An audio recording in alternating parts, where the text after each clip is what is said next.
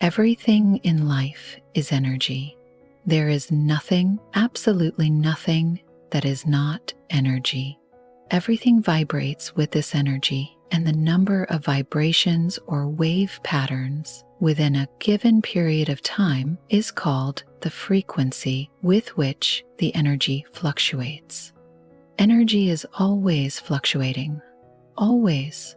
That is, energy never remains static. If energy were to ever remain static, everything would suddenly stand still. The physical world would simply stop, as in the freeze frame of the movie. In that moment, life would end. Life then could be defined as movement. When movement stops, life stops. We have nothing to worry about, however, because movement never stops. It is built into the system. It is the system. This information is more than esoteric data. It has some practical implications that may have escaped you. It has applications in day-to-day living that could change your life in remarkable ways. For instance, ever notice how energy flows? Energy never remains at straight-up zero. If there was such a thing as an energy-o-meter, you would see that the needle is always moving, and the meter is very sensitive, very sensitive. You would see the needle swing wildly to the left or right of dead center with the slightest fluctuation in the vibe. Dead center would be an apt description of the moment when the needle is pointing straight up. That would mean there is zero fluctuation of the energy, hence no movement, hence no life. That would indeed be dead center. Now, why am I bringing this all up here? Your energy in every single moment is either moving towards something or away from it. It is either attracting or repelling. It is either pulling something closer or pushing it farther away. Within the phenomenon known as space, moving towards something or pulling something closer is the same thing. It is the experience of shortening the space between two objects, or in fact, two experiences. The way you think about a thing attracts it or repels it. That's because what you want is energy moving in one direction or the other. We call these to and fro energies love and fear. Those are names of actual human emotions, but, in truth, they are simply our ways of describing emotions. That is, energy in motion. Again, energy is always in motion. It's either moving towards something or away from it. It cannot do both, and it cannot do neither. It is eternally doing one or the other. The swings of the meter to the left and the right of dead center are necessary and part of the normal function of life. The fluctuation must occur, and so this business of moving towards something or away from it is not a question of good and bad. One thing is not better than the other. It is just what is. That is important to understand, otherwise we might get into our judgments about it. The trick with regard to energy is to learn how to regulate it so that you can control the ebb and flow. You are actually controlling the ebb and flow right now, but you may not be doing it consciously.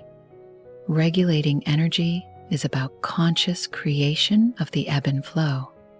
It is about conscious attenuation of the vibration.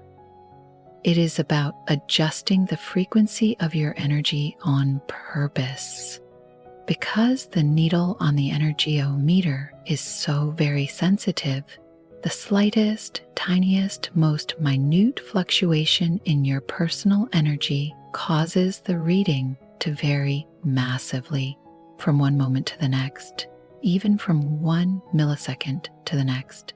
So we have this needle swinging wildly from left to right, past zero, which is at center, The needle is never at straight up zero except when it passes through 0 point on its way left or right.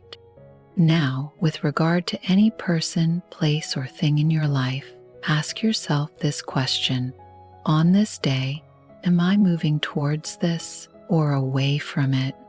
This will help explain why your relationship with your significant other is going the way it is going.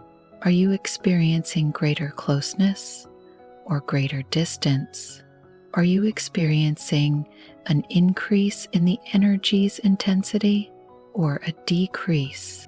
More important, is the next remark you are going to make or the next thing you are going to do likely to swing the needle to the left or to the right?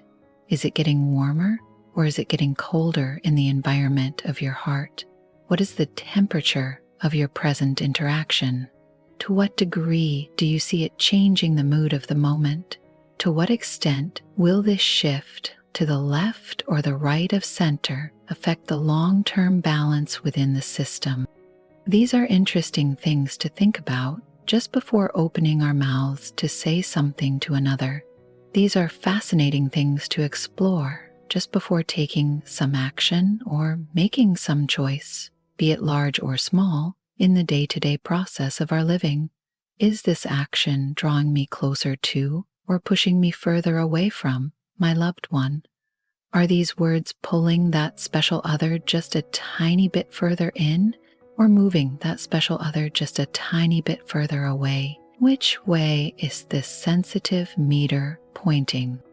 Of course, it can't always be at a +10. Sometimes it's going to be at 2 or 3. You can't have up without down.